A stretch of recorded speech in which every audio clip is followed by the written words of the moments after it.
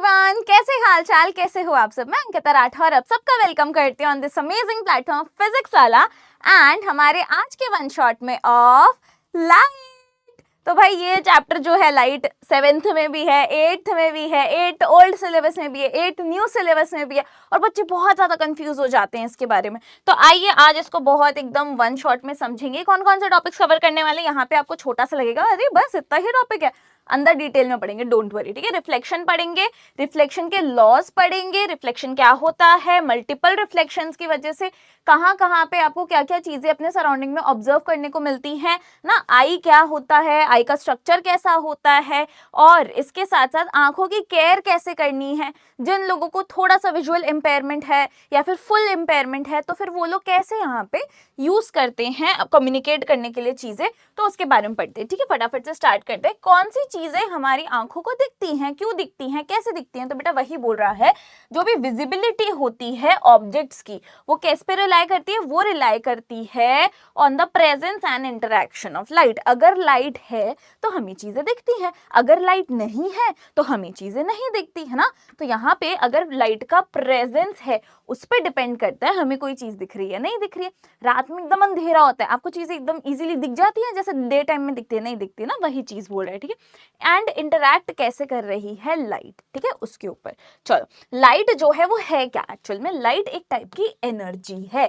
ठीक है, लाइट क्या है बच्चा, लाइट एक टाइप की एनर्जी है जो क्या करती है, जो हमें हेल्प करती है अपने आसपास की चीजों को, वर्ल्ड को देखने के लिए। ठीक है, वो क्या करती है, हमें जो भी चीजें हैं अराउंड अस उसको देखने के लिए, ऑब्जर्व करने के लिए हेल्प करती है। और ये जो लाइट है या तो ये सेल्फ इल्यूमिनेटिंग हो सकती है या फिर रिफ्लेक्टेड लाइट हो सकती है। यानी कि जो भी ऑब्जेक्ट है उसकी खुद की लाइट हो सकती है या फिर उस ऑब्जेक्ट पे कोई लाइट रिफ्लेक्ट होकर आपके आंखों तक पहुंच रही है, उसकी वजह से आपको वो ऑब्जेक्ट दिख रहा है। मान लो कि यहाँ पे सनलाइट है, सनलाइट पड़ रही है हमारे फ्लावर के ऊपर, वहां से रिफ्लेक्ट होकर हमारी आंखों पे आ रही है। ठीक है, तो इसीलिए हमें ये फ्लावर दिख रहा है। ठीक है, तो लाइट के लिए बता रहे हैं कि हमें कोई भी चीज विजिबल कैसे होती है। अब बात आती है ल्यूमिनस ऑब्जेक्ट की। ये ल्यूमिनस जो वर्ड है इसका मतलब क्या होता है बेटा, ल्यूमिनस का वर्ड का मतलब है बेटा वो ऑब्जेक्ट जिस पे जो लाइट एमिट कर रहे हैं। ठीक है, सीधी बात, मतलब ऐसे गुम घुमा फिरा के नहीं बताऊंगी, मैं सीधे बताती हूँ। ल्यूमिनस ऑब्जेक्ट वो होते हैं जो खुद की लाइट दे रहे हैं। ठीक है, जिसकी खुद की लाइट है वो दे रहे हैं, मान लो बल्ब बल्ब हो गया, चमक रहे हैं, खुद लाइट दे रहे हैं, है ना। बाकी ऑब्जेक्ट के पास रिफ्लेक्ट होकर लाइट और फिर वो आपको देते, तब आप उसको देख पाते हो। तो ये बोल रहा है कि आपको इधर उधर देखने की जरूरत नहीं है, ये खुद की लाइट है इनकी। ठीक है, बल्ब हो गया, सन हो गया, स्टार्स हो गए, ये सारी चीजें जो आपको दिख रही हैं बेटा, फायरफ्लाई हो गई, इनकी खुद की लाइट है। तो यहाँ पे क्या हो गई, ये सब ल्यूमिनस ऑब्जेक्ट्स हो गए, sun light, bulb, tube light, है ना। जैसे ये सारी चीजें क्या है भाई, ये सब हमारी ल्यूमिनस ऑब्जेक्ट है। नॉन ल्यूमिनस की बात करें तो बेटा वो ऑब्जेक्ट्स जिनकी खुद की लाइट नहीं है। ठीक है, या तो वो रिफ्लेक्ट कर रहे हैं, ये क्या कर रहे हैं, वो रिफ्लेक्ट कर रहे हैं, इसीलिए हमें दिख रहे हैं। ठीक है, ये सब ल्यूमिनस ऑब्जेक्ट ही हैं इमेजेस। ठीक है, कंफ्यूज मत हो जाना। चलो, यहाँ पे कैसे बता रहे हैं कि ये एग्जाम्पल देख लो, उनकी खुद की लाइट नहीं है, मून की खुद की लाइट नहीं है, मून की खुद की लाइट नहीं है, हो हाँ नहीं है। ठीक है, वो सन की जो रिफ्लेक्टेड लाइट है उसको यूज करता है। वो चांदी की रोशनी जो आपको दिखती है ना, वो एक्चुअल में सूरज की ही है। ठीक है, कैसा लगा, झटका लगा, एकदम नया चीज पता चल के। नया नहीं तो बहुत बढ़िया। चलो, मून, ट्री, टेबल, पेंटिंग, ये सब क्या है भैया, इन सब की खुद की लाइट नहीं है। अब बात करते हैं लॉज ऑफ रिफ्लेक्शन की। पहली बात, रिफ्लेक्शन है क्या उसको समझते हैं। तो बेटा सिंपल भाषा में अगर मैं आपको बोलूं कि रिफ्लेक्शन क्या है, तो देखो ऐसा है कि एक प्लेन है, मान लो। ठीक है, ये एक प्लेन है। ठीक है, प्लेन मतलब कि कोई भी ऑब्जेक्ट ले लो, एकदम ऐसा मान लो ये प्लेन मिरर है हमारा। ठीक है, इसके ऊपर लाइट आती है। ठीक है, इसके ऊपर कहीं से भी एक लाइट फॉल कर रही है। चलो लाइट को येलो ही बना देते हैं, लो भैया। ठीक है, कहीं से तो लाइट आके इसके ऊपर फॉल करती है। ठीक है, जब ये इस पे फॉल करती है तो यहाँ से ढिचुक होके वापस से चले जाएगी। ठीक है, कैसे जाएगी बेटा, ढिचुक होके। तो इसका मतलब क्या हुआ, ये जो ढिचुक बता रही हूँ मैं थोड़ा सा डार्क कलर से बना रही हूँ ताकि आपको ये दोनों के बीच में डिफरेंस समझ में आए। ठीक है, ये जो ढिचुक है दिस इज बेसिकली ये बाउंस होके लाइट जा रही है। ठीक है, क्या हो रहा है यहाँ पे, जो लाइट है वो क्या कर रही है बेटा, बाउंस होकर वापस से जा रही है। ठीक है, अरे भाई हाँ जी, इसको थोड़ा सा हम लोग एंगल सही कर देते हैं इसका। आइए भाई लोग, ठीक है, ओके डन। चलो अब ये क्या बता रहा है कि ये जो यहाँ पे इस पे हिट किया, ठीक है, ये जो सरफेस था हमारा, ये सरफेस मैंने मान लो कि प्लेन मिरर लिया है, ठीक है, मान लो कि ये जो मेरा सरफेस है ये क्या है, प्लेन मिरर है। इस प्लेन मिरर पे जब ये आती है लाइट, तो ये आने वाली लाइट को हम बोलते हैं इंसिडेंट लाइट, ठीक है, ये जो लाइट आ रही है हिट करने के लिए, तो ये क्या है, इंसिडेंट रे बोल रही हूं अभी मैं, ठीक है, इसको मैं क्या बोलूंगी, इंसिडेंट रे, ठीक है, रे मतलब एक लाइट का ये आ रहा है रे, ठीक है, तो ये क्या हो गया मेरा इंसिडेंट रे। और ये जो रिफ्लेक्ट होके बाउंस ऑफ होके वापस से जा रहा है, इसको हम क्या बोलते हैं, रिफ्लेक्टेड रे, ठीक है, इसको हम बोलते हैं रिफ्लेक्शन। तो ये क्या हो गई हमारी रिफ्लेक्टेड रे। अब हम क्या कर रहे हैं बेटा, हम इस पूरे चीज को लॉज ऑफ रिफ्लेक्शन को समझने के लिए, ये तो हो गया हमारा रिफ्लेक्शन कि लाइट आई किसी भी प्लेन मिरर पे या किसी भी ऐसे शाइनी ऑब्जेक्ट पे, उसने हिट किया और फिर अब वो बाउंस करके जा रही है, ठीक है, ये ढिचुक करके वापस से जा रही है, जो बाउंस होकर जा रही है इसे हम बोल रहे हैं रिफ्लेक्टेड रे। अब ये लॉज ऑफ रिफ्लेक्शन को समझने के लिए हमने क्या किया बेटा, हमने एक खुद से इमेजिनरी लाइन जो है ये बनाई, ठीक है। अब ये हम इमेजिनरी लाइन कहीं पे भी बना देंगे क्या बेटा, नहीं, ये इमेजिनरी लाइन हम कहाँ बनाते हैं बच्चे, ये इमेजिनरी लाइन हम वहां बनाते हैं जहां पे इंसिडेंट रे फॉल करती है, ठीक है। ऐसे नहीं कि मैं अपने मन से सोचूंगी कि भैया ये तो मैं कहीं भी बना देती हूँ, इसको हम बोलते हैं नॉर्मल। ये जो, ठीक है, यहाँ पे आपको लाइन दिख रही है, इमेजिनरी लाइन है, ये है नॉर्मल। और ये क्या रहती है बेटा, ये परपेंडिकुलर होती है टू द प्लेन। ये जो भी मैंने ऑब्जेक्ट लिया है इससे क्या रहेगी बेटा, ये परपेंडिकुलर रहेगी, इतना याद रखना है, ठीक है। ये क्या करेगी, ये परपेंडिकुलर रहेगी, यानी कि ये 90 डिग्री बना रही है यहाँ पे, ठीक है, ये क्या कर रही है, 90 डिग्री बना रही है इस प्लेन के साथ में, ठीक है। अब ये लाइन कहाँ पे फॉल करती है बच्चे, ये लाइन कहाँ पे फॉल कर रही है, ये लाइन फॉल कर रही है, बढ़िया सा कलर लेते हैं गाइस, आइए, ठीक है, ये लाइन कहाँ पे फॉल कर रही है, ये वहीं पे, ये जो नॉर्मल है ये कहाँ बनाएंगे, हम वहीं पे बनाएंगे जहाँ पे इंसिडेंट रे आके हिट कर रही है। ऐसे नहीं कि इंसिडेंट रे यहाँ पे, मैं नॉर्मल यहाँ बनाऊंगी मेरी मर्जी, ऐसा नहीं चलता है, ठीक है। चलो अब पहला जो लॉ होता है वो क्या बोलता है कि इंसिडेंट रे जो है ये जहाँ पे आ रही है और ये जो रिफ्लेक्ट होके जा रहा है, ठीक है, इन दोनों के बीच में अगर हम नॉर्मल को बीच में रखे हैं, ठीक है, इन दोनों के बीच में क्या है बेटा, हमारा नॉर्मल है, इससे हम देखते हैं यहाँ का एंगल, ठीक है। अब हम क्या देख रहे हैं, इंसिडेंट रे और नॉर्मल के बीच में एक एंगल बन रहा है, इसे हम कहते हैं एंगल ऑफ इंसिडेंस, ठीक है, इसे हम क्या कहते हैं, इसे हम कहते हैं एंगल ऑफ इंसिडेंस, ठीक है, एंगल ऑफ इंसिडेंस बोलते हैं। और यहाँ पे जो आपको दिख रहा है ये वाला हमारा एंगल ऑफ इंसिडेंस हो गया, इसको एंगल आई से हम रिप्रेजेंट करते हैं, ठीक है। और ये जो दूसरे साइड आपको दिख रहा है, ठीक है, ये जो आपको दूसरे साइड दिख रहा है, ये वाला जो हमारा एंगल यहाँ पे बन रहा है रिफ्लेक्टेड रे का बेटा, इसे हम कहेंगे एंगल ऑफ रिफ्लेक्शन, ठीक है। किसका एंगल है ये बच्चे, ये है रिफ्लेक्शन का एंगल, ठीक है। तो ये क्या हो गया, इसको हम रिप्रेजेंट करते हैं एंगल आर से। तो ये बता रहा है कि ये जो एंगल आई है यानी एंगल ऑफ इंसिडेंस इक्वल होता है एंगल ऑफ रिफ्लेक्शन के, ठीक है। समझ में आ रहा है बच्चे, समझ में आ रहा है आपको, ये क्या बोल रहा है, ये बोल रहा है कि यहाँ पे जो भी लाइट आएगी, ठीक है, जो भी यहाँ पे लाइट आएगी ये फॉल करेगी, जितना एंगल हमारा नॉर्मल के साथ बनेगा, ठीक है, जितना हमारा एंगल ये नॉर्मल के साथ बन रहा है सेम उतने ही एंगल पे रिफ्लेक्ट भी करके जाती है, ठीक है। ऐसा नहीं है कि यहाँ पे ये आ रही है प्लेन मिरर पे अगर ये फॉल कर रही है तो जैसे यहाँ पे आया अब इसकी मर्जी यहाँ पे चले जाएगी, मेरा क्या है, मेरी मर्जी, ऐसा बोल रही है लाइट, ऐसा है नहीं। क्या बोल रहा है बेटा, जो एंगल ऑफ इंसिडेंस है ये इक्वल रहेगा टू एंगल ऑफ रिफ्लेक्शन, ठीक है। चलो ये तो हो गया पहला लॉ कि एंगल ऑफ, पहला लॉ क्या बोलता है, एंगल ऑफ इंसिडेंस हमेशा इक्वल रहेगा एंगल ऑफ रिफ्लेक्शन से। और दूसरा लॉ इसका जो है ये बोलता है कि बच्चा angle of incidence, angle of reflection, यानी कि incident ray, normal, reflected ray, ये तीनों एक ही प्लेन में होते हैं, ठीक है। ऐसा नहीं है कि इसने अपनी मर्जी चलाई है कि यहाँ पे आऊंगा, ये इंसिडेंस बोल रहा है मैं कहीं से भी आ सकता हूँ, इधर से आऊंगा, इधर से आऊंगा, मेरी मर्जी, ठीक है। रिफ्लेक्टेड रे बोलता है मैं तो इधर निकल जाऊंगा, मेरी मर्जी। नॉर्मल बोलता है कि मैं तो कहीं से भी टेढ़ा होकर आ जाऊंगा, मेरी मर्जी। ऐसा नहीं है, they will lie on the same plane. भैया यहाँ पे हमारा इंसिडेंट रे है, यहीं पे हमारा नॉर्मल है और यहीं पे हमारा रिफ्लेक्टेड रे है, ये सब एक ही प्लेन में लाई कर रहे हैं, इतने ही रीजन में लाई कर रहे हैं, एक ही प्लेन में लाई कर रहे हैं ये, ठीक है। तो दूसरी चीज क्या बोलती है, ये दूसरा चीज है भैया कि दे ऑल, यानी कि ऑल यानी कि क्या बता रहा है ये बेटा, इंसिडेंट रे जो है आपकी, ठीक है, नॉर्मल है एंड क्या है बेटा, रिफ्लेक्टेड रे, ठीक है। ये तीनों जो होते हैं they will lie on the same plane, ठीक है, all lie on the same plane, ठीक है। ये दो लॉज ऑफ रिफ्लेक्शन है, ये आपको हमेशा याद रखना है, ठीक है, ये आपको हमेशा याद रखना है। यही चीज यहाँ पे आपको समझाई गई है कि लॉज ऑफ रिफ्लेक्शन क्या है, लाइट हिट करती है मिरर से और फिर वो रिफ्लेक्ट करती है। इंसिडेंट रे क्या होती है, इनकमिंग रे, रिफ्लेक्टेड क्या रे क्या होती है बेटा, आउटगोइंग रे, ठीक है। जो बीच में एक लाइन है उसको हम बोलते हैं नॉर्मल, और नॉर्मल क्या होता है, परपेंडिकुलर होता है मिरर के सरफेस से। Angle of incidence, angle of reflection आपको बता दिया गया है।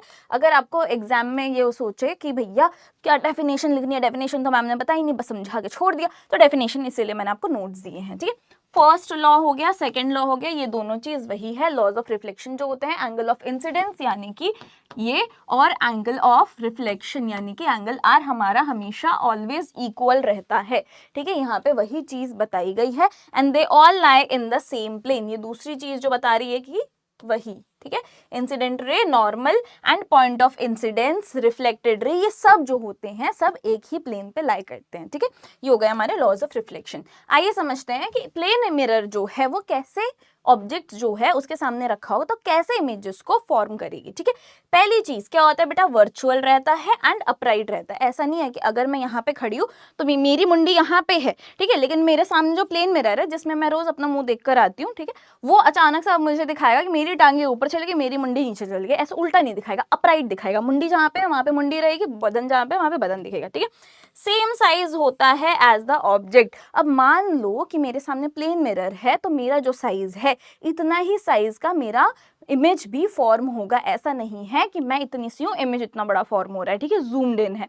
ये सब स्फेरिकल मिरर्स जो होते हैं उसमें होता है, ठीक है, यहाँ पे नहीं हो रहा, ठीक है, समझ में आया। चलो, प्लेन मिरर में क्या होता है, सेम साइज की इमेज बनती है। लैटरली इन्वर्टेड रहता है, यानी कि अगर मैंने अपना लेफ्ट हैंड उठाया तो आपको मेरा जो इमेज फॉर्म होगा उसमें ये लगेगा कि राइट हैंड है, और जो राइट हैंड उठाऊंगी तो आपको लगेगा लेफ्ट हैंड है, ठीक है। इसको भी मैं अभी आपको समझा दूंगी।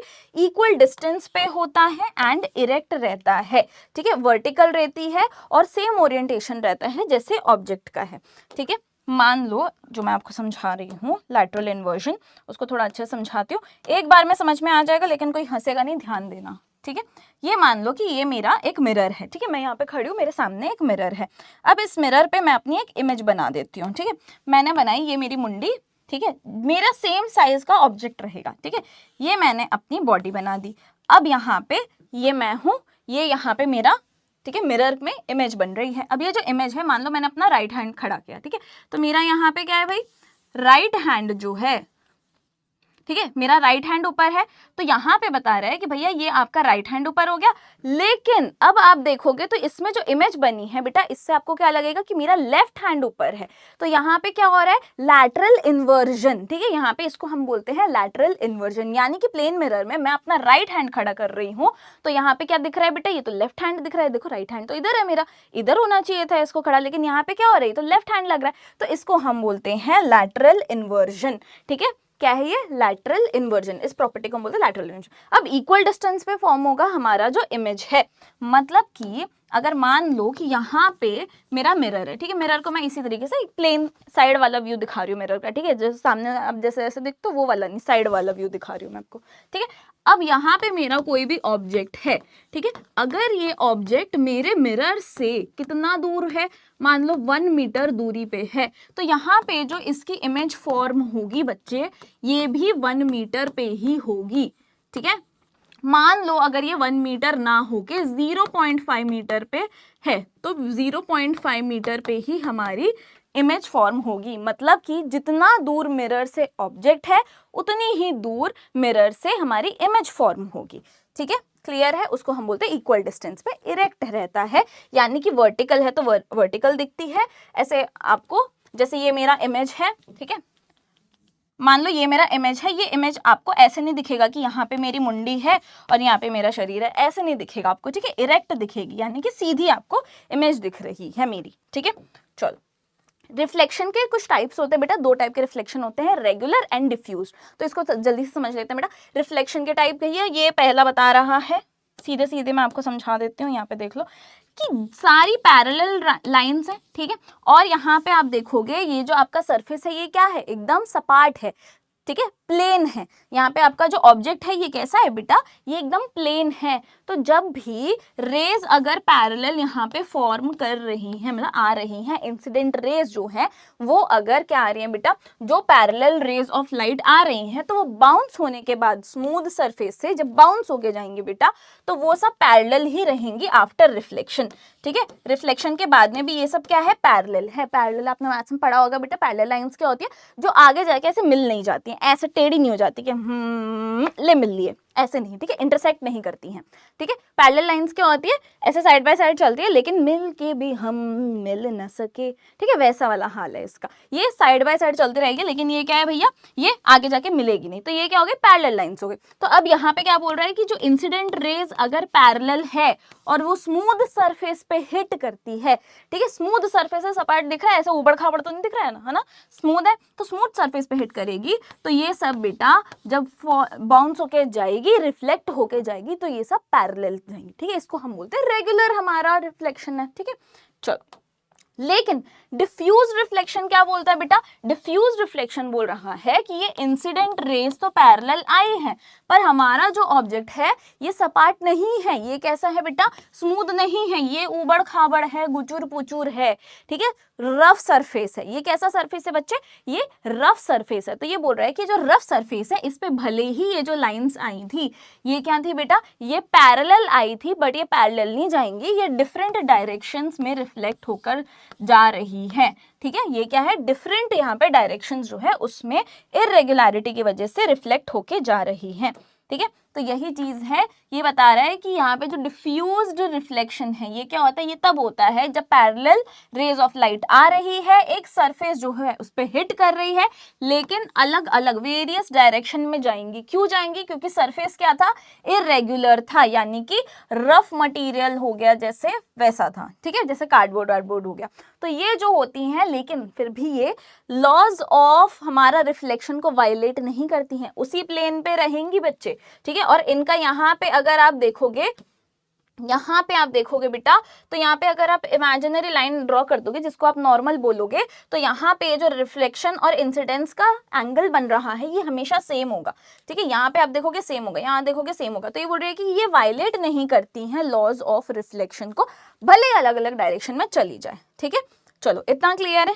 चलो, अब बोल रहा है कि रिफ्लेक्शन के इफेक्ट्स जो है रेगुलर और डिफ्यूज में, वापस से बता रहा है कि रेगुलर जो होता है बेटा वो क्लियर इमेजेस फॉर्म करता है, लेकिन डिफ्यूज जो है वो डिस्टिंक्ट इमेजेस फॉर्म करता है और लाइट स्कैटर करती है अलग अलग डायरेक्शंस में, ठीक है, क्योंकि सरफेस स्मूथ था ही नहीं। चलो, अब पूछ रहे क्या रिफ्लेक्टेड लाइट को वापस से रिफ्लेक्ट कर सकते हो? हाँ, बिल्कुल कर सकते, क्यों नहीं कर सकते। तो बेटा जब आप यहाँ पे, इसको बोलते हैं मल्टीपल रिफ्लेक्शन, मतलब कि रिफ्लेक्टेड लाइट जो आ रही है वो वापस से रिफ्लेक्ट हो गई भैया, मतलब जो खेल रहा था उसी के साथ आपने खेल डाला, ठीक है, खिलाड़ी के साथ आपने खेल डाला। तो यहाँ पे क्या है, ये रिफ्लेक्ट, यहाँ पे इंसिडेंट आई, ये रिफ्लेक्ट होकर ढिचुक होकर चले गई, बट ये जो ढिचुक होकर गई है, हमने यहाँ पे एक और यहाँ पे कुछ तो शाइनी मटेरियल लगा दिया, इसकी वजह से ये वापस से रिफ्लेक्ट हो गई। तो जब ये बार बार रिफ्लेक्ट हो रही है उसे हम कहते हैं मल्टीपल रिफ्लेक्शन। और ये कहाँ पे हेल्प कर रहा है हमें बेटा, हेयर सैलून में। अगर आपने अपने हेयर कट करवाया, अगर आपको पीछे का देखना होगा तो आप देखोगे पीछे या तो जो मिरर होता है उसमें आपको दिख जाएगा सामने के मिरर से कि पीछे के बाल कैसे हैं, या फिर नई भैया जो होते हैं, भैया ये ऐसे लेके खड़े हो जाते हैं कि लो दिख रहा है भैया, सही है ना, थोड़ा ऊपर नीचे तो नहीं हो गया बाल। चलो, ठीक है, चलो आगे बढ़ते हैं। पेरिस्कोप में यहाँ पे मल्टीपल रिफ्लेक्शन जो है इसका फंडा काम आ रहा है, ठीक है, ये काम करता है on the principle of multiple reflection. अब इसमें होता क्या है बच्चे, यहाँ पे Z या फिर Z जो भी आप बोलो, उस टाइप का एक स्ट्रक्चर ले लिया, उसके अंदर हमने यहाँ पे लगाया है एक पर्टिकुलर एंगल पे 2 मिरर्स, ठीक है, 2 मिरर्स लगाए हैं वही सेम एंगल पे। ऐसा नहीं कि मेरी मर्जी कहीं पे लगाऊंगी, ऐसे लगाऊंगी ऐसे नहीं होता है, ठीक है, लाइट ब्लॉक हो जाएगी बच्चे, ठीक है। अब क्या हुआ बेटा, यहाँ पे जो भी ऑब्जेक्ट था, ठीक है, जो भी ऑब्जेक्ट था उसकी लाइट फॉल करती है, ठीक है, उसके लाइट फॉल की इस वाले मिरर पे, जैसे ही इस पे फॉल करती है तो यहाँ पे क्योंकि वो एक पर्टिकुलर एंगल पे लगाया गया है, ये वापस से क्या करता है बेटा, लॉज ऑफ रिफ्लेक्शन को फॉलो करता है और ये उसको देखोगे आप 90 डिग्री में वापस से ये क्या कर रहा है, रिफ्लेक्ट कर रहा है। ठीक है, तो यहाँ पे ये क्या कर रही है बेटा, ये उसको रिफ्लेक्ट कर रहा है और फिर यहाँ पे जो मिरर है ये वापस से इसको रिफ्लेक्ट करता है, जिसकी वजह से यहाँ पे जो भी ऑब्जेक्ट है ये हमें रिफ्लेक्शन होते होते होते आंखों को दिख जाता है। और ये कहाँ पे काम आता है बेटा, जैसे सबमरीन्स हो गई, बंकर्स हो गए, जहाँ पे फाइट वगैरह चलती है, वॉर वगैरह चलता है, तब बंकर से आप डायरेक्टली ऐसे निकल के तो देखते नहीं, अगर आप ऐसे निकलोगे डिशके आओ हो गया खेल खत्म। ठीक है, तो इसलिए क्या होता है, पेरिस्कोप का यूज किया जाता है कि बाहर वो ऑब्जेक्ट देखने के लिए जो हमें डायरेक्टली नहीं देख सकते।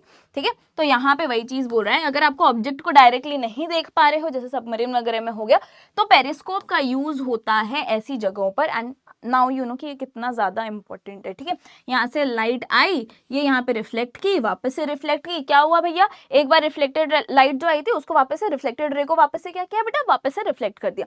तो जहाँ यहाँ पे क्या हो रहा है, मल्टीपल रिफ्लेक्शन हो रहा है। अब इसकी काम कैसे करते हैं ये तो मैंने आपको बता ही दिया। ठीक है, रिफ्लेक्शन जो होती है वो उन चीजों को देखने के लिए यूज होती है और डायरेक्टली विजिबल नहीं होते।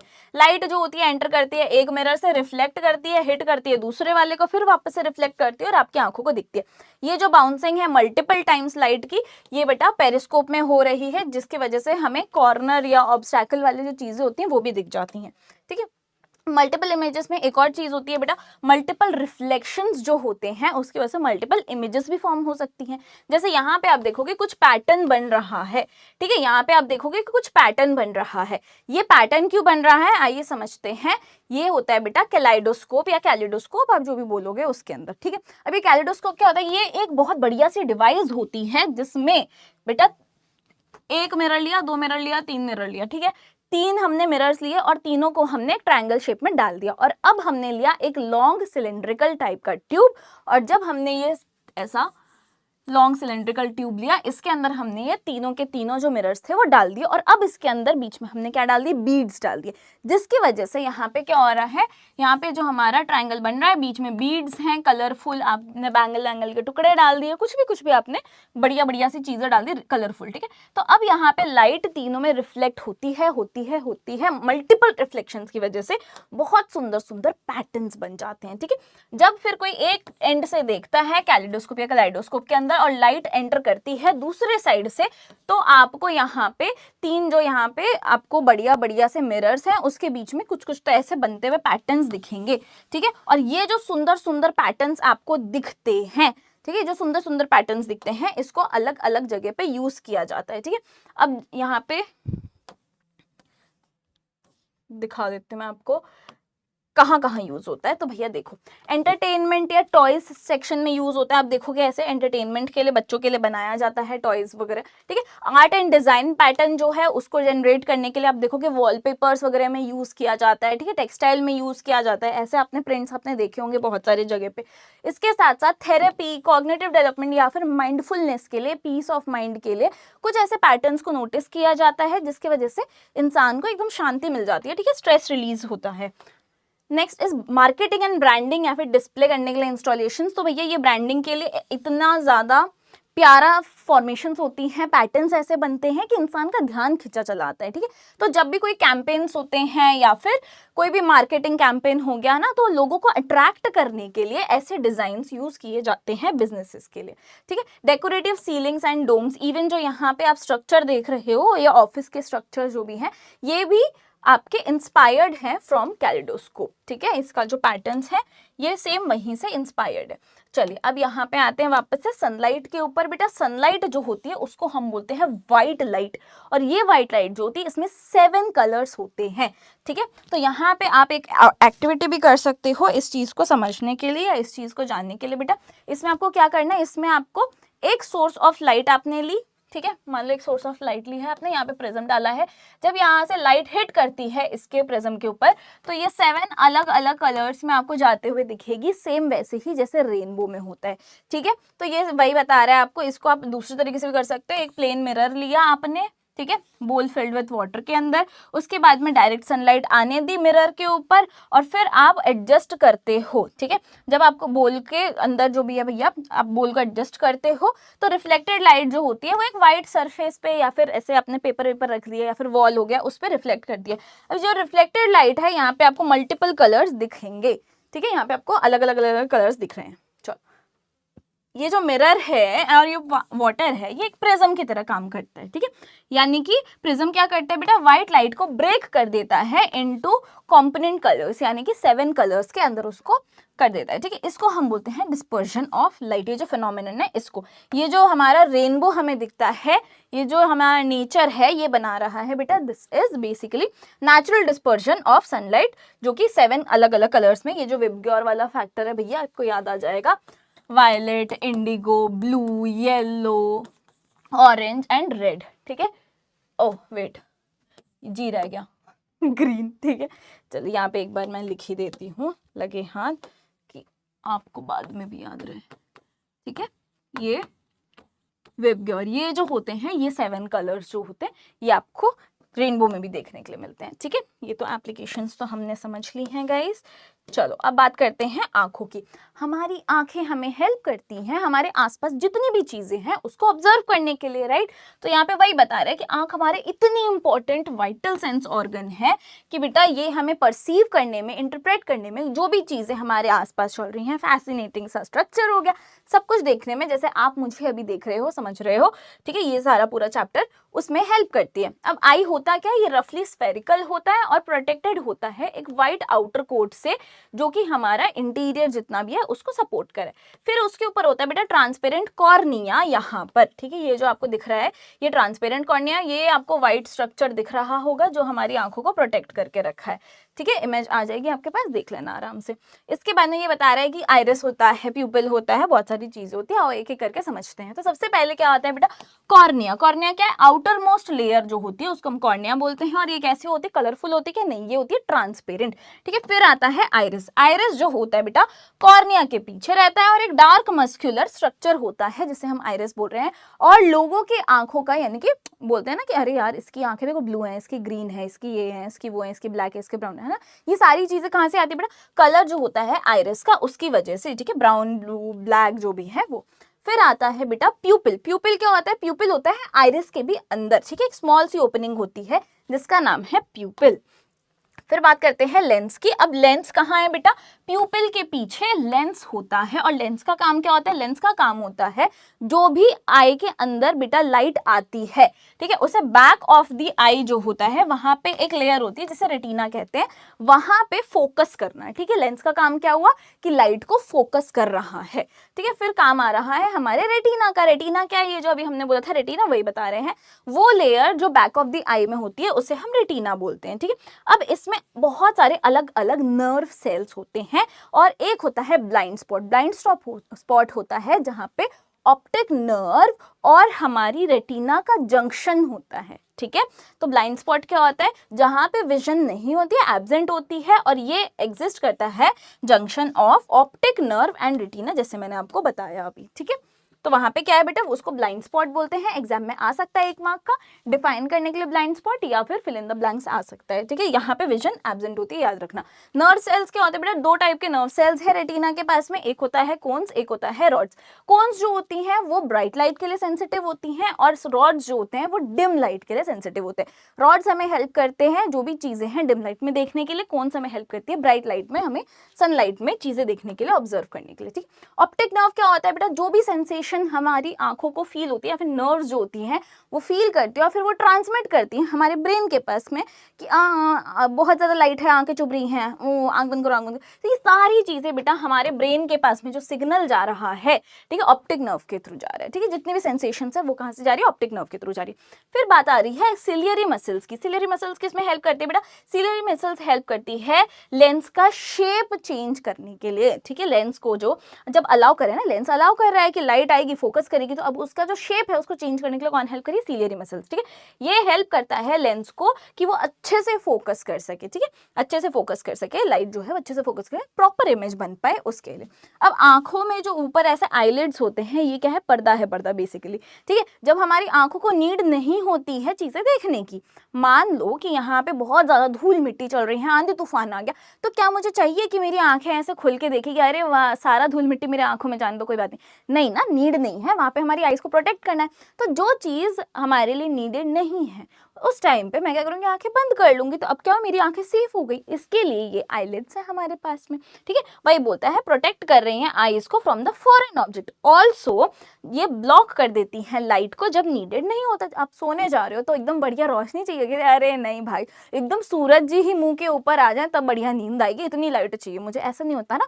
आपको क्या होता है? लाइट को ब्लॉक करोगे तो बढ़िया नींद आती है ना, लाइट ऑफ करके अच्छी नींद आती है। तो वही बोल रहा है कि आंखों को अब लाइट की जरूरत नहीं है, तो आप आंख बंद कर लोगे, लाइट ब्लॉक हो जाएगी, तो आपको अच्छी नींद आ जाएगी। जब जरूरत नहीं है तो यहाँ पे आपके आईलिड्स काम आ रहे हैं। रेटिनल इंप्रेशंस बता रहा है कि इमेज जो रेटिना के पास पहुंचती है वो परसिस्ट करती है for about 1/16 of a second, मतलब 1/16 मोमेंट बता रहे हैं ये सेकंड का, मतलब मिनट भी नहीं, 1 सेकंड में भैया। और उसी टाइम पे आपका परसेप्शन होता है ऑफ मोशन, ठीक है। और जब ये यहाँ पे रैपिड प्रेजेंटेशन होता है स्टिल इमेजेस का, ठीक है, ये इमेज हो गई, ये इमेज हो गई, इमेज देखिए फटाफट फटाफट फटाफट आपको दिखती है, तो ये इल्यूजन बनाती है कि ये सारी चीजें मूव कर रही हैं, एक्चुअल में ये मोशन में है, ये बता रही है, ठीक है। ये जो प्रॉपर्टी होती है इसी की वजह से जो मूवीज वगैरह हैं उसमें आप वीडियोस जो है वो देख पाते हो, ठीक है। मूवीज में बहुत सारी पिक्चर्स जो होती हैं, ये पिक्चर्स मूव करती हैं at the rate of 24 pictures पर सेकेंड। मतलब अभी तक तो हमें पता था कि परसेप्शन जो रहता है वो कब तक रहता है? 1/16 ऑफ अ सेकेंड, बट यहाँ पे इन्होंने वो भी नहीं छोड़ा, इसको 24 भैया 24 इमेजेस यानी पिक्चर्स पर सेकेंड कर दिया, जिसकी वजह से आपको लगता है कंटिन्यूस मोशन के अंदर चीज हो रही है, ठीक है। हमारी जो आई होती है वो फोकस कर सकती है दोनों जगह पे, डिस्टेंस ऑब्जेक्ट जो होता है वो भी देख सकती है, नियर बाय ऑब्जेक्ट जो होता है वो भी देख सकती है, ठीक है, दूर का पास का सब चीज देख सकती है। मिनिमम डिस्टेंस जो होता है वो एज पे डिपेंड करता है, किसी को सही से दिखता है, किसी को नहीं दिखता है, ठीक है। मैं बूढ़ी हो गई हूँ, मुझे सही से नहीं दिखता है दूर का पास का, आप थोड़े से यंग हो, आपको थोड़ा दिखता होगा, सब पे अलग अलग पे पर्सन डिपेंड करता है, ठीक है।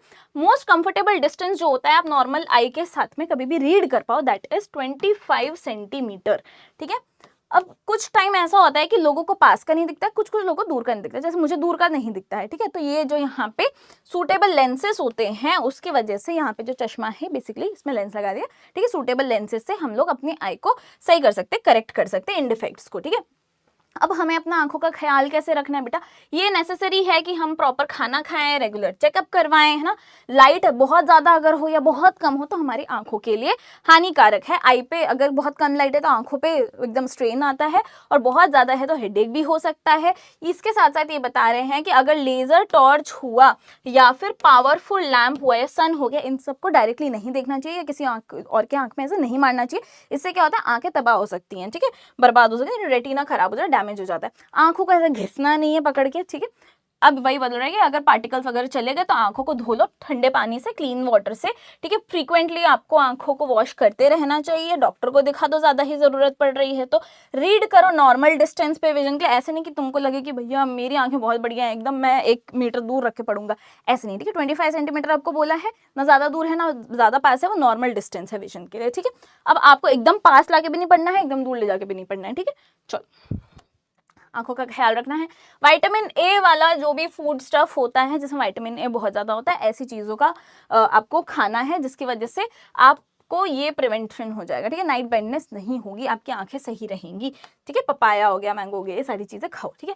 अब जो विजुअली इम्पेयर्ड लोग होते हैं वो कैसे कम्युनिकेट करेंगे भाई? उसको तो दिख ही नहीं रहा है कि ए क्या है, बी क्या है, स्ट्रक्चर कैसे बनाना होता है, क्या होता है। तो उनके लिए एक स्पेशल सिस्टम है जिसे हम कहते हैं ब्रेल सिस्टम, ठीक है। और ये जो ब्रेल के अल्फाबेट्स है इसके बारे में बता रहे हैं कि ये कैसे होते हैं, उसको थोड़ा समझते हैं, ठीक है।